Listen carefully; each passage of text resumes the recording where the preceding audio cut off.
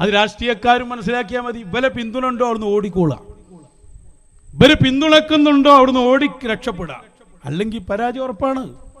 മണ്ണാർക്കാട് മുതൽ എണ്ണി നോക്കിങ്ങള് പാപ്പനൊക്കെ ഒരു പ്രത്യേകമായ തടവറയിലാക്കി ഉസ്താദിനെയും വാപ്പയെയൊക്കെ റൂം കുറ്റിയിട്ട് അവരെ അങ്ങോട്ട് പഠിപ്പിച്ച് നേതാവാകുന്ന ചിലരുണ്ടല്ലോ. അതിന്റെ ഫലമാണ് ആദർശം നഷ്ടപ്പെട്ട വിഭാഗമായി AP വിഭാഗം മാറിയത്. ആദർശം നഷ്ടപ്പെട്ടു എന്ന് മാത്രമല്ല, എല്ലാം നഷ്ടപ്പെട്ടു. അതിന്റെ ഏറ്റവും ഒടുവിലത്തെ തെളിവാണ് ഇപ്പോൾ വന്ന ഇലക്ഷന്റെ റിസൾട്ട്. യാതൊരു സംശയവുമില്ല. ഇതെന്തുകൊണ്ട് വന്നു എന്നാ അപ്പൊ ചർച്ച ചെയ്യുന്നത്. നേതാക്കളെ അണികൾ അനുസരിച്ചില്ലേ എന്നാണ് ചർച്ച. കുന്നപുരം ഭാഗത്തൊക്കെ അങ്ങനെ, കുന്നമംഗലം ഭാഗത്തൊക്കെ നേതാക്കൾ പറഞ്ഞത് അണികൾ അനുസരിച്ചില്ലേ, സംഘടനാ സർക്കുലർ അംഗീകരിച്ചില്ലേ. സംഗതി എന്താ പറയുക, അണികളൊന്നും നിങ്ങൾ ആരും കുറ്റം പറയണ്ട. നേതാക്കളാകാൻ ഒരു യോഗ്യതയുമില്ലാത്ത തനി ജാഹിലുകൾ പറഞ്ഞില്ലേ, ഒരു വിവരവുമില്ലാത്ത ആളുകളെ പിടിച്ച് നേതാവാക്കും. അങ്ങനെയുള്ള ചില നേതാക്കളെ ഉണ്ടാക്കി.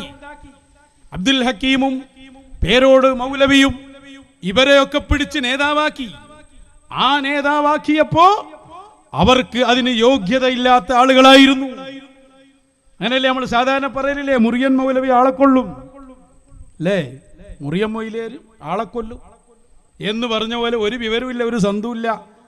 അങ്ങനെ വന്നപ്പോ എന്തുണ്ടായി, വലിയ നേതാവിനെ വരെ അങ്ങോട്ട് പഠിപ്പിക്കുന്ന സാഹചര്യം ഉണ്ടായി. അങ്ങനെ വലിയ അഹങ്കാരമായിട്ട് കുറച്ച് ക്യാഷും കുറച്ച് സ്വാധീനം ഉണ്ട് എന്ന് കരുതി ഞങ്ങൾ ആരെ വിജയിപ്പിക്കണോ ജയിപ്പിക്കണോ തോൽപ്പിക്കണോ ഒക്കെ ഞങ്ങൾ തീരുമാനിക്കും, ഞങ്ങൾക്ക് വോട്ട് ബാങ്ക് ഉണ്ട്, ഞങ്ങളത് വിവരം കൊടുക്കുന്നുണ്ട്. പക്ഷെ 4-ാം തീയതിക്ക് ശേഷം ഞങ്ങൾ പറയൂ. ഇങ്ങനെയുള്ള അഹങ്കാരങ്ങളുണ്ടല്ലോ, വലിയ വലിയ നേതാക്കളെ വീട്ടിലിരുത്തിയിട്ട് അബ്ദുൽ ഹക്കീം എന്ന ബിസിനസ്സുമാനും പേരോട് മൂലവും അഹങ്കരിച്ചപ്പോ അതിന് കിട്ടിയ കനത്ത തിരിച്ചടിയാണ് ഈ ഇലക്ഷൻ റിസൾട്ട് എന്ന് ഞങ്ങൾക്ക് പറയാനുണ്ട്. രാഷ്ട്രീയ പാർട്ടികളോടല്ല പറയുന്നത്. രാഷ്ട്രീയ പാർട്ടിയിൽ തോൽക്കലും ജയിക്കലൊക്കെ സാധാരണ ഉണ്ടാവും, അതിനെക്കുറിച്ച് നമുക്ക് ചർച്ചയല്ല.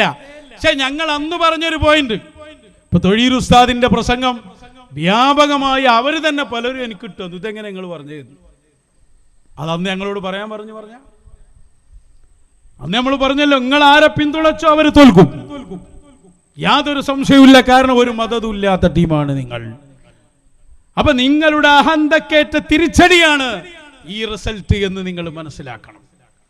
അത് രാഷ്ട്രീയക്കാരും മനസ്സിലാക്കിയാൽ മതി. ഇവരെ പിന്തുണ ഉണ്ടോ അവിടുന്ന് ഓടിക്കോളാം, ഇവര് പിന്തുണക്കുന്നുണ്ടോ അവിടുന്ന് ഓടി രക്ഷപ്പെടാം, അല്ലെങ്കിൽ പരാജയം ഉറപ്പാണ്.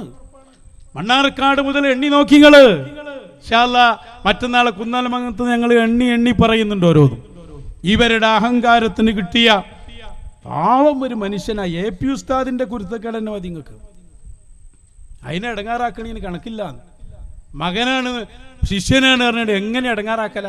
ഒരു കാര്യങ്ങളും ചിന്തിക്കണ്ടേ? ഇവർക്കില്ലേ മക്കൾ വരുന്നു, ഈ ബിസിനസ്മാനൊക്കെ.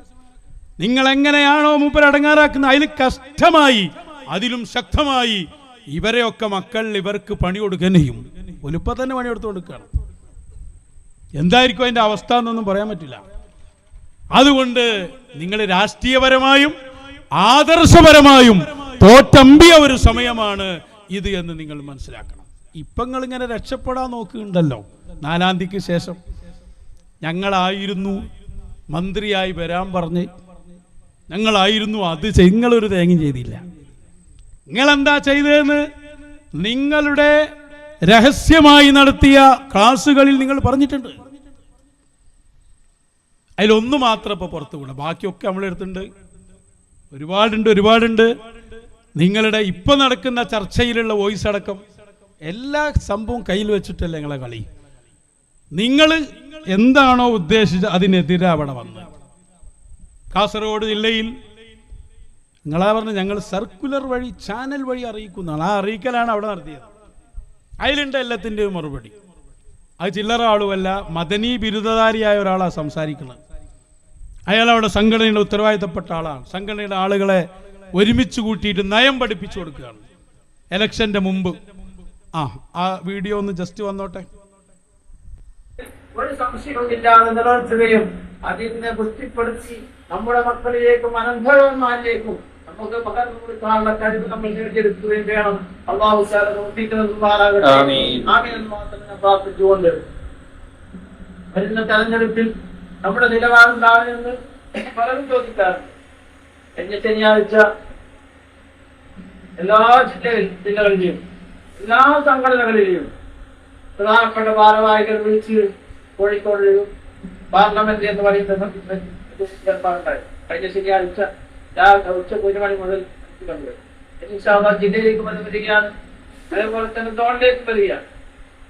അതിൽ വെച്ച് വളരെ കർക്കശമായി നമ്മുടെ നിലപാടുകൾ പ്രഖ്യാപിച്ചത് 1989 നമ്മൾ ഏത് ആവശ്യത്തിന് വേണ്ടി തുടർന്നുവോ ആ സമയത്ത് ആരാണോ നമ്മളെ സഹായിച്ചത്, ഇന്ന് വരെയും നമ്മളെ സഹായിച്ചുകൊണ്ടിരിക്കുന്നത് ആരാണോ അതേ പാതയിൽ തന്നെ അഭിവൃദ്ധി മുന്നോട്ട് പോകാനാണ് നമ്മളോട് കൽപ്പിച്ചത്. ഞാനോ അങ്ങോട്ടിങ്ങോട്ട് ചോദിച്ചു ബേജാറാകേണ്ടതില്ല.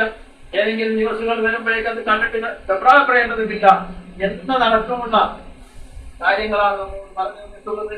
അതുകൊണ്ട് ഇൻഷാ അല്ലാഹ് ആ വഴിയിൽ നമ്മൾ അടിയുറച്ച് നേതൃത്വം അംഗീകരിക്കാതെ ആൾക്കാർ നേതൃത്വം എന്ത് പറഞ്ഞാലും അംഗീകരിക്കുന്നവരാകണം. അപ്പോഴേക്കാണ് കേഡർ സ്വഭാവം, കേഡർ പാർട്ടി, കേഡർ സ്വഭാവം വേണം. നേതൃത്വം എന്ത് പറഞ്ഞാൽ അംഗീകരിക്കണം. 89 കാലത്ത് നമ്മൾ ആരാണോ പിന്തുണച്ച അതേ വഴി തന്നെ എപ്പോഴും പോയാൽ മതി. അതിലൊരു മാറ്റവും ഇല്ല. അതാണ് ഈ തെരഞ്ഞെടുപ്പിൽ ഇനി വ്യക്തതയിൽ പറയുന്നുണ്ട്. അതാരാന്ന് ആർക്കും അറിയാലോ. 140 മണ്ഡലത്തിലും നമ്മളെ നിയമം ഇത് തന്നെയാണ്. ചിലപ്പോൾ ചിലരൊക്കെ നമ്മളെടുത്ത് വന്നു എന്നൊക്കെ വരും. ഓരോടെ നമ്മൾ നല്ല വാക്ക് പറഞ്ഞു എന്നും വരും. മന്ത്രിയാനൊക്കെ പറഞ്ഞു എന്നൊക്കെ വരും. അതൊന്നും നിങ്ങൾ നോക്കണ്ട. വോട്ട് ചെയ്യുമ്പോൾ നമ്മൾ അന്ന് ചെയ്ത അതേ വിഷയത്തിൽ ചെയ്താൽ മതി. വ്യക്തമായിട്ട് പറഞ്ഞതാ. ഇല്ലെന്താ, ഉത്തരവാദിത്തപ്പെട്ട ഒരു ബിരുദധാരി സംഘടനാ മെമ്പർമാരെ വിളിച്ച് ക്ലാസ് എടുക്കുന്ന അവരെന്നെ പുറത്തു വിട്ടു. നമ്മൾ പോയി പുറത്തു വിട്ടല്ലേ, അവരെന്നെ പുറത്തു വിട്ടതാ. കാരണം എന്താ, അതിൻ്റെ അടിയിൽ അതിനെതിരെയുള്ള ആൾക്കാരുണ്ട്. AP വിഭാഗം എന്ന് പറഞ്ഞപ്പോൾ എന്താ, അധികവും ഒരു രാഷ്ട്രീയ പാർട്ടിൻ്റെ ആൾക്കാരെ പോലെ എന്തായാലും അതിനെ ചെയ്യും. പിന്നെ കുറച്ച് അനുഭാവികൾ, അവർക്ക് പ്രത്യേക നിലപാടൊന്നുണ്ട്. അപ്പം ഏതിനാഴ്ച അതിനാണ് കുത്തും. അതല്ലേ ഉള്ളൂ. ഇപ്പം എൻ്റെ നാട്ടിൽ ഒതുക്കുങ്ങനെ ഞാൻ അങ്ങനെ നോക്കി എത്ര AP കാരുണ്ടാവും. ഞാനുള്ളന്ന് ഞാൻ മാത്രമേ ഉള്ളൂ. ഇപ്പോൾ നോക്കുമ്പോൾ വേറെ ഒരു 100 ആളുണ്ടാവും. ചിലപ്പോൾ പ്രവർത്തകർ അത്ര ഉണ്ടാവും. ബാക്കിയൊക്കെ പൊതുജനം. ഞങ്ങൾ അന്ന് അതല്ലേ പറഞ്ഞ്, നിങ്ങൾ 4 മൊയ്ലിയന്മാർ തീരുമാനിച്ചതിനായിരിയാണോ എലക്ഷൻ റിസൾട്ട് വരിക? അത് പൊതുജനല്ലേ ചെയ്യുന്നത്. അതെങ്കിലും ബോധം വേണ്ടേ? ഇൻഷാ അല്ലാഹ് ഞാൻ ബാക്കി കുന്നമംഗലത്ത് നിന്ന് പറയാൻ ബാക്കിയും കൂടി കേൾപ്പിക്കും. അംഗീകരിക്കുന്നവരാകണം. അപ്പോഴേക്കാണ് കേഡർ സ്വഭാവം, കേഡർ പാർട്ടി, കേഡർ സംഘടന. അപ്പൊ നമ്മുടെ നേതൃത്വം എന്ന് പറഞ്ഞു, വളരെ വ്യക്തമായി പറഞ്ഞു. മണ്ഡലം വ്യത്യാസമായിട്ടോ വ്യക്തികളെ നോക്കിയിട്ടോ ജില്ലകളുടെ പ്രശ്നങ്ങൾ നോക്കിയിട്ടോ ഒരു മാറ്റവും ഇതിലില്ല. കേരളത്തിന്റെ 16 ജില്ലകളിൽ 140 മണ്ഡലങ്ങളിലും ഒരേ നിയമം തന്നെയാണ്. കാരണം പലരും ഉത്താദനത്തിൽ വന്നിട്ട് ഭൂമാല സ്വീകരിച്ചു പോയിട്ടുണ്ട്. വെള്ളക്കുപ്പായം കൊണ്ട് വന്നിട്ട് എല്ലാവരും ഭൂമാല മുത്തിയിട്ടും കൈമുത്തിയിട്ടും പോകുന്നുണ്ട്. അതുകൊണ്ടൊന്നും നിങ്ങൾ എന്താക്കേണ്ട, ബേജാറാകേണ്ടതില്ല. നമ്മളോട് സഹകരിച്ച് സംസാരിച്ച് ഭരണമുന്നണി 3 പ്രാവശ്യത്തോളം നമ്മളോട് സംസാരിച്ചിട്ടുണ്ട്. നമ്മൾ അങ്ങോട്ട് വെച്ച കാര്യങ്ങൾ പലതും അവർ അംഗീകരിച്ചിട്ടുണ്ട്. ഈ അടുത്ത് ഭരണമുന്നണി എല്ലാം നമുക്ക് തന്നിട്ടുണ്ട്. എല്ലാ രൂപത്തിലും സഹകരിച്ചിട്ടുണ്ട്. അതുകൊണ്ട് 140 മണ്ഡലങ്ങളിലും നമ്മുടെ നിലപാട് അതാണ്. അതോടുകൂടി അതിന്റെ കഥ തീർന്നായി. എടുക്കാനില്ലാത്ത രൂപത്തിലായി പോയി. അതിനൊന്നും ഉദാഹരണം ഉണ്ടാവില്ല. അത് ഞങ്ങൾ അന്ന് ചോദിച്ചൊരു ചോദ്യം ഉണ്ടല്ലോ, നിങ്ങൾ 4 മൊയ്ലിയന്മാർ തീരുമാനിക്കണാണോ എലക്ഷൻ റിസൾട്ട്? നിങ്ങളെ കുറച്ച് ഇവിടെ എത്ര മതസംഘടനകളുണ്ട്? ജിഫ്രി മുത്തുക്കോയത്തങ്ങൾ നേതൃത്വം നൽകുന്ന സംഘടനയല്ലേ ഇവിടെ? മുജാഹിദ് ജമാഅത്തൊക്കെ ഉള്ള പല ബിദ്അഈ സംഘടന ഓലൊക്കെ ഈ പണിയെടുക്കുന്നുണ്ടോ? ഞങ്ങളെ വോട്ട് കൊണ്ടാണ് ജയിച്ചത്, ഞങ്ങളാണ് ഇവിടെ എല്ലാം. മിന്നാമിനിങ്ങിൻ്റെ മാതിരിയാ ഞാഞ്ഞൂലിൻ്റെ സ്വഭാവം. ഇതൊക്കെ ഓലാണ്. ഒക്കെ ഞങ്ങളെ പള്ളിയൊക്കെ ഗ്രാൻഡ് മസ്ജിദ്, ഞങ്ങളുടെ പിന്നെ അടുപ്പും കല്ല് ഏറ്റവും വലിയ ഗ്രാൻഡ് അടുപ്പ്, എല്ലാം ഏത് തൊട്ടോ അതൊക്കെ ഗ്രാൻഡ്. ഈ രൂപത്തിൽ പോയിട്ട് ഈ അഹങ്കാരം ഉണ്ടല്ലോ, 4 മൊയ്ലിയന്മാർ കൂടി ഒക്കെ, അതാണ് ഇവിടെ നശിച്ച്. എന്താണ് നിങ്ങൾ ഇപ്പോഴത്തെ അവസ്ഥ? കരച്ചിലാണ് ഓരോരുത്തർ നടത്തിക്കൊണ്ടിരിക്കുന്നത്. നിങ്ങളൊന്നുമല്ലാന്ന് മനസ്സിലായില്ലേ? ഒരു വോട്ട് ബാങ്ക് പോയിട്ട് ഒരു യൂണിറ്റിൽ പോലും നിങ്ങൾക്ക് അണികൾ, അനുസരണയുള്ള അണികളില്ല എന്ന് ബോധ്യപ്പെട്ട ഇലക്ഷൻ റിസൾട്ട്. അതുകൊണ്ട് അഹങ്കാരത്തിനേറ്റ തിരിച്ചടിയാണിത്. രാഷ്ട്രീയക്കാരൊക്കെ അത് മനസ്സിലാക്കണം.